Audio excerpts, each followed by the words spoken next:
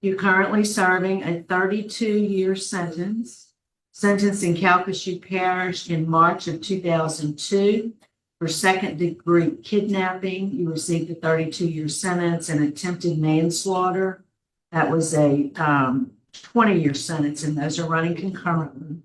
Your parole eligibility date was March 25th, 2025, and your good time date has been adjusted to June 5th, 2027. Is that information correct? Yes, ma'am, it is. All right, so we'd like to hear your statement. Yes, ma'am. The fact of the matter in my case is plain. I went to the victim's place of employment regretfully and wrongfully. I was armed with a dangerous weapon, and I did in fact commit the offense of attempted manslaughter by choking the victim with an electrical cord. Secondly, I did also in fact commit the offense of second-degree kidnapping when I held the victim against her own free will while armed with this dangerous weapon during the commission of a crime. And last but not least, I did in fact commit the offense of simple battery upon a second victim who was a co-worker of the first victim. She tried to intervene in the situation, and she was accidentally hit with the weapon. My actions and my crime was a total stupidity and selfishness. It was downright senseless, and I'm still ashamed of it. And I do want to be clear, if I may, ladies and gentlemen, about acts and the crimes of violence must never be tolerated or accepted in our society. There's simply no place for it. I would like to add that over the last 25 years, I still can't come with the words to express the sorrow, regret, remorse, and the most sincerest and deepest apologies for my actions and for my crime and what it did to the victims physically, mentally, emotionally, spiritually, financially. The list goes on. And I want this Honorable Committee on Parole to also recognize that I'm fully aware of the magnitude and the severity of my actions and the domino-like effect and the ripple effect that it caused on many others. Even my family were innocent victims due to my stupidity and selfishness, and my community. It's safe to say I failed a lot of people. And I would just like to ask the board to look at the computer screen at those in attendance today, whether in opposition or in favor. Look closely at the people involved in it as well as the people before you today. This is not even 10% of the lives that Derek Daigle damaged, ruined, and destroyed or tore apart due to the trail of destruction as in my crime. And what's worse and just as sickening is 25 years later, the aftermath has been just as difficult to watch. And I want to put it bluntly, and excuse my French, I'm not going to go all board, but I was a blank and you know what for doing what I did. And that's all I have for that particular question, ladies and gentlemen. All right. Well, you prepared well for that. It's just from the heart. Warden, what can you tell us about Mr. Daigle? Mr. Rodotz, I'll just speak to his incarceration. As Derek indicated, he's been here since actually 2002. He's done most of his time here at Allen. During that time, he's been no significant disciplinary problems to us at all. Back in 2004, early on in his incarceration, he did have one minor disciplinary report for aggravated disobedience. He's been active in programs since his time here, completing everything required. And like I said, he's done his sentence well. I can say that on behalf of Inmate Daigle. Thank you, sir. Could we hear from Mr. Myers, the Parole Project, please? Yes, good morning. Kerry Myers with Louisiana Parole Project. We're here to let the board know that we've accepted Derek Daigle as our client. Derek acting to our attention about 4 years ago through multiple people, through family, through supporters, through state officials, through multiple people because of Derek. Because Derek today, the person before you today, there's a significant difference between the 20-year-old man in crisis 25 years ago and the person who Derek actually is. Derek is a true first offender. He's, he committed a crime. There's a distinct difference between someone whose actions were criminal and someone who has criminal mentality. Derek obviously does not have criminal mentality. He served more than 25 years, or right at 25 years of his sentence, which is about 3/4 of his sentence. Parole Project is prepared to support Derek through his transition, through whatever conditions the board determines. He is also, as you've seen, when Derek started his rehabilitation, upon his incarceration, long before Derek thought or there was any chance that Derek would be parole eligible. We're prepared to work with Derek for his, again, for as long or whatever conditions this board would set forth. Derek has no intentions of ever residing in Calcasieu Parish again. He will work with our social work staff immediately upon release to get another evaluation. While he does have offers of employment, Derek will also work with our employment enhancement team to make sure he has gainful employment. And we would just ask this board to consider Derek's extensive record of accomplishments while he was in prison, his essentially lack of disciplinary problems, his own remorse. And Derek is prepared. Derek has prepared himself for this day. He's recognized his actions. He's prepared himself. And so we'd ask this board to grant his parole. All right, thank you. Thank you. We'll hear from Mr. Jason Daigle. Jason? All right. Thank you for allowing me to come and speak with you today. My name is Jason Daigle, and I'm 40 years old, and I'm Derek's youngest brother. If Derek is granted parole, he will be coming home to live with me, my wife, and our 2 children, who are ages 9 and 5 years old. As all of you by now read my letter detailing why I believe Derek should be approved for parole, I want to take the time now to share exactly what his living situation will look like and how we will be there to support him every single day. Our home is safe, stable, and family-oriented. My wife and I have been married now for, for over 11 years, and we've worked hard to create an environment built on love, structure, and mutual respect. We live in Denton Springs, Louisiana, and I work as a regional manager in the retail industry. We are financially secure, which means Derek will never have to worry about the basics. Roof over his head, food on the table, or transportation to work, programs, or appointment. He will walk into a home that is calm, consistent, and filled with people who want to see him succeed. But more than providing a place to live, we'll be giving him the foundation for success. From day one, Derek will have clear expectations.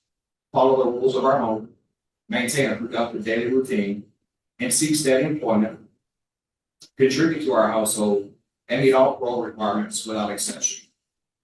My wife and I are on the same page with this. We will not shy away from holding Derek accountable. That means being involved in his daily routines, having ongoing conversations about his progress, and making sure his actions align with his commitments. At the same time, we'll be there supporting him. We understand that reentry is not easy. There will be challenges along the way. That's why we will provide encouragement, guidance, and help him navigate those challenges in a healthy, constructive way. In our home, Derek will know that we're always in his corner, but he's also going to know that accountability will never take a back seat to comfort. Derek will also have the benefit of being surrounded by family who love him, including 2 young children who absolutely adore their uncle.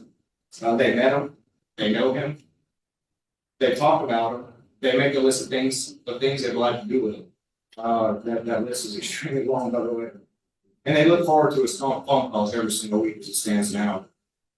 I do believe their presence will give him an extra sense of purpose and a daily reminder of why it's worth staying on track.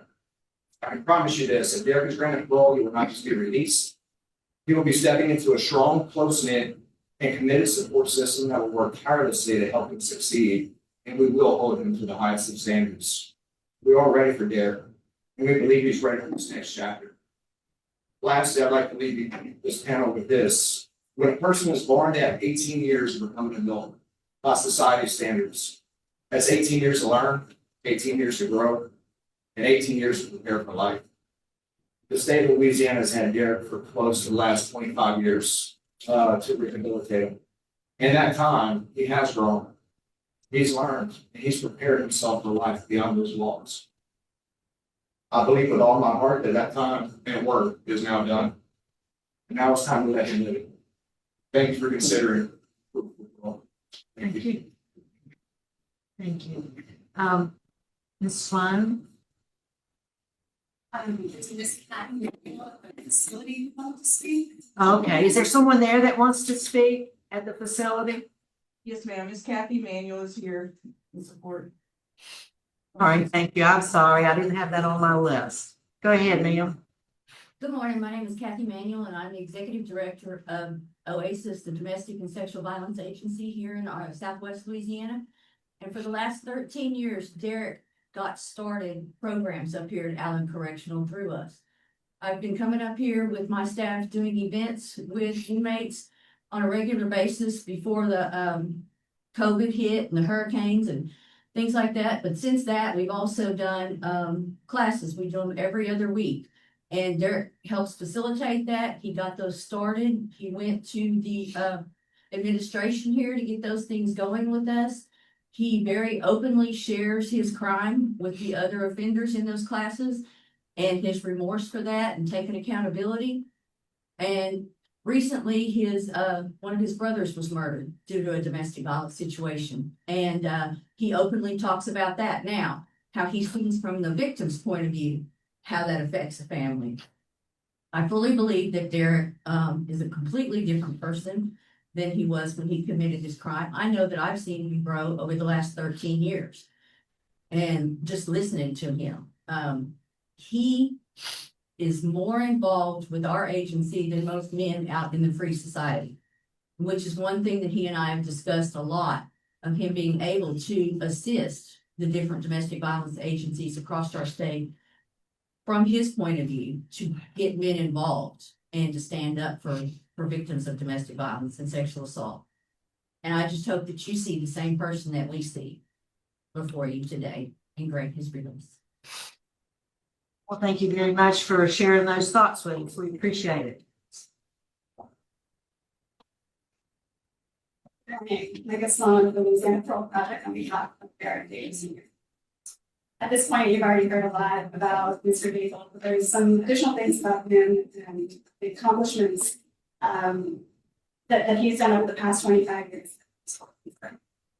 First, you've heard a little bit about the OASIS program from Ms. Manuel, but I just wanted to take some time to emphasize the importance and the impact that that program has had in the knowledge of parties of California. This committee is well aware that many people who are incarcerated in Louisiana become incarcerated following their involvement in instances of domestic and sexual violence. Yet there are very few opportunities for those folks to engage in specific training or programming related to this very widespread issue. Derek Daigle recognized that unfortunate gap, and he took action to rectify it. He started by raising money for victims of domestic violence and organizing presentations by Ms. Manuel. But as an extremely regretful perpetrator of domestic violence himself, Mr. Daigle knew that both he and his community needed more. So Mr. Daigle, with the help of Ms. Manuel and the administration at Allen, created a domestic and sexual violence awareness and prevention course that he and other offenders have passed. Though it earns a no good time credit, he's been co-facilitating this program for the past 6 years. And this is a course that is not only focused on self-help for the participants, it's focused on public safety, victim impact, and the harm reduction. So Mr. Daigle didn't just participate in programming to support his rehabilitation, he helped create it. And he didn't just work to make change in himself, he worked to make a change in his community as well. And that to me is a true testimony of this. I just want the board to be aware of the incredible work that's happening at Warden and take a moment to personally thank the Allen staff, Ms. Manuel, and Mr. Daigle for creating and sustaining this really important program. Mr. Daigle has been remorseful for his actions since the moment he came to and was. When he first met his defense attorney after he'd been arrested, he asked for the opportunity to apologize to the victims and to everyone who had been involved. Understandably, his lawyer advised him to wait until after his case was adjudicated, but after his sentencing, he took the time to express his heartfelt regret. He told the court he was wrong, ashamed, that he was sorry for the physical and emotional pain, embarrassment, and fear he caused his victims, law enforcement, and his community. Those were his words, and that was 23 years ago in 2002. The remorse and reflection that he expresses to you today are the same sentiments that he has sat with for the past 25 years and will continue to feel forever. As you see in his records, Mr. Daigle has taken his punishment and his rehabilitation very seriously. He presents with a long list of programs that we've both taken and facilitated. He's held just about every job there is to have at Allen, including those that are reserved for the most trusted offenders there. And as you've heard, he's earned only one disciplinary infraction in all of his 25 years, which occurred 21 years ago, when he was out of place in Western 30. Mr. Daigle has served the entirety of his sentences for his attempted manslaughter and civil battery convictions, and over 75% of his sentence for breaking. If Mr. Daigle is denied parole today, based on the current calculation, he will be released in about 20 minutes. However, if he's granted parole today, he will re-enter the community with a longer period of parole supervision and with discipline. Having heard the concerns of the victim and her family in the previous hearings, Mr. Daigle and I have been there. They are uncomfortable with the thought of this. But we hope that a longer period of parole supervision and the involvement of the Parole Project will bring some semblance of peace and comfort to the victim and their family as they grapple with his inevitable loss.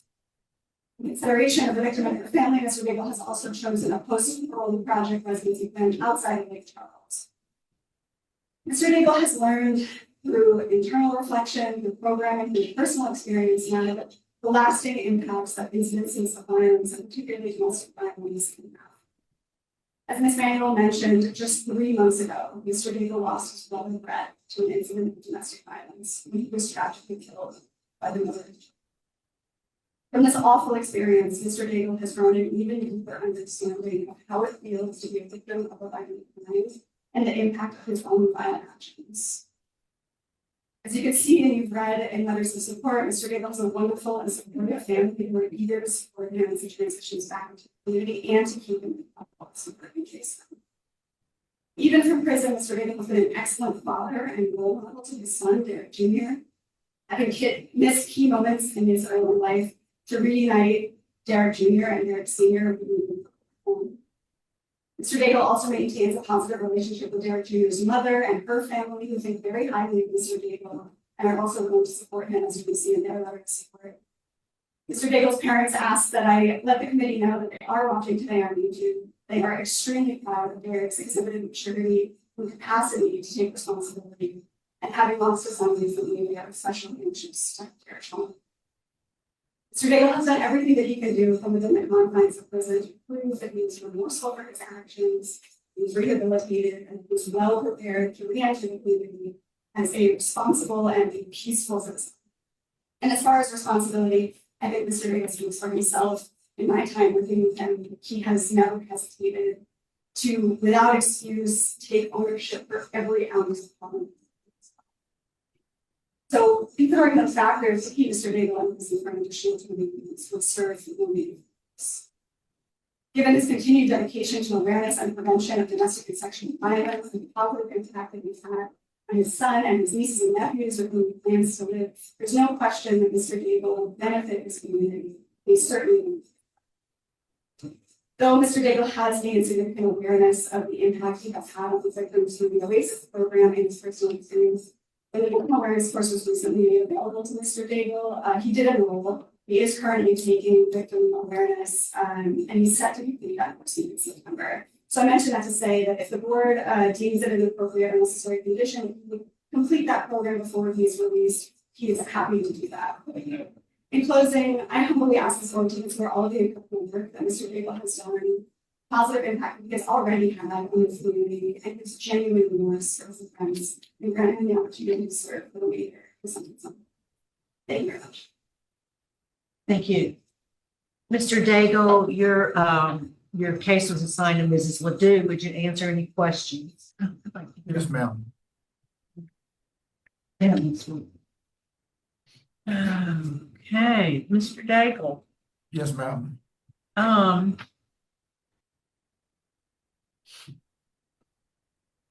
You know, there's not a lot of questions. I mean, everything that I've kind of been wondering about have addressed during the course of this hearing. I'd like for you, if you don't mind, it's not confidential. I'd like for you to state the names of your victims. I want to make sure you know the names. Yes, ma'am. They're April Jones and they were Catherine Wanage. The long list of others that were in the story, Miss Rickle Fisson, Miss Herbert or Abear, that was the ones I know for sure that I can recall that were in the story. I mean, I remember it like it was yesterday. But April Jones and Miss Catherine Wanage were the primary victims, ma'am. You referred to them as the victims, the victims. I just want to make sure that, you know, you understand who your victims were. Yeah. Yes, ma'am. You know, you have some law enforcement opposition, Yes, ma'am. and you do have some victim opposition Yes, ma'am. to your crime. You do have a good time date of 2027, Yes, ma'am. and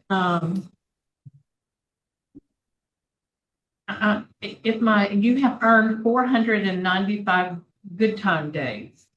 Yes, ma'am. That's correct. Is that the max for him, Warden? It is. Yes, it is, Ms. Beth. It's the max. So you've done everything. You've maxed out on all of your classes, and you're still taking classes even though you don't earn good time. Yes, ma'am. The max was 360 under Act 1099. I've been at 495 for maybe since 21 or 22. And I'm currently in a couple of classes now. One of you can get good time, but I do, since you asked the question, I do want to elaborate on something. The good time matters not if you're not willing to change and be the man that you need to be. And that requires it to be a lifestyle. I mean, change and rehabilitation are just words. If there's no action behind it, it doesn't mean anything. And regardless of good time or not, I've wanted my actions since the date of my crime. Regardless of what credit I'm given, I wanted it to reflect my prison record and the evidence of change. Thank you, ma'am. I appreciate you letting me answer your question. I would offer my colleagues an opportunity to ask questions and then request to go into executive. They indicated they didn't. Mr. Myers said that you had no plans on going back to Calcasieu Parish. Is that correct?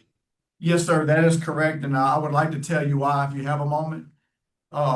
I think a peaceful resolution to the eventual fact is I'm getting released from prison, obviously. But the most important thing is for the peace of the victim and their families. Listen, I've caused more harm and irreparable harm than I would have ever imagined, thought possible. The easiest way is to, I feel like, sacrifice. And I put the victims first. I really do, because this whole case is about them and my actions and what it did to them. So to relocate 2.5 hours away, I hope that would give them peace and comfort and security and ease any fear that they may have, because I'm certainly not a threat and I want to be able to approve it. And it also gives me the chance to start fresh, sir. So would you agree to that being a lifetime thing or just the end of your parole thing? How do you feel about that? Sir, whatever this board seems fit, I'm willing to do whatever it takes to make amends for my crime. If that makes the victims and their families comfortable, then honestly, I'll do it. It's not even a question. If Okay. that's what you take comfort in, yes, sir. Thank you. So let me just ask, I have one question, Mr. Daigle. I think in reviewing the record, at the time of this offense, you suffered some kind of mental health crisis. Yes, ma'am. And so do you currently see mental health? I haven't in the last 25 years, Ms. Renata. Recently, I mean, I'm always transparent. With the death of my brother, mental health, unrelated to anything else. They did call and interview me about that. Just ask questions that they would do with any other individual, which I truly respected and I appreciated. But again, I want to back off of, yes, there was a mental health issue I was going on at the time, but I would never sit before you and make excuses as to the stupidity and selfish act that I committed. Taking responsibility and owning it and being accountable and changing that. And prison has taught me, and through, I would love to say this, please let me say this. If it wasn't for the Department of Corrections and the Allen Correctional Center administration, staff, and security, I probably wouldn't be sitting before you today. These people have single-handedly, aside from God and family, these people have single-handedly not only changed, but they saved the life of Derek Daigle due to, there was one constant thing when I woke up each day inside these walls. I was provided with the opportunity to make amends and the opportunity to rehabilitate and change. And if it wasn't for these people, these good people that went above and beyond their job, the Department of Corrections, I wouldn't be here. So thank you for sending me to prison, because that's what I needed. Thank you, ma'am. All right, I don't see any other questions. Mr. Daigle, is the panel prepared to vote? I think I'm prepared to Mrs. vote. Ledoux. Mr. Daigle, my vote today is to grant parole to the Parole Project for a period of no longer than 3 months to get yourself on your feet, get some stability, and then to your residence plan with your brother. I would like to stipulate on the record that you are not to live in Calcasieu Parish. Yes, ma'am. That's not a healthy thing to do, and have no contact with your victims. Yes, ma'am. Family. No Yes, ma'am. contact. Thank you. Mr. Myra. I'm gonna concur with Ms. Ledoux, but I'm gonna up that parole project stay for 6 months. I need you to stay minimum of 6 months, and during that time, I want you to get a mental health evaluation and follow up on any recommendations for treatment. You've been through a lot yourself, and that you do not go to Lake Charles, as you said, for the rest of your life. Yes, sir. Thank you, sir. All right, Mr. Daigle, I've seen you before in another setting, but I do agree with my colleagues today based on what we've heard today, what the warden and the staff and the Oasis Project has said about you. I think you've demonstrated sincere remorse, and I like the idea that you're going to be on supervision for a little while before you complete your sentence. So this does not reduce your sentence, but we're just going to let you out in the community for a while. I would say that somebody needs to bring him a surf and turf from Daryl's. If he cannot go back to Calcasieu Parish, that would be. All right, good luck, Mr. Daigle.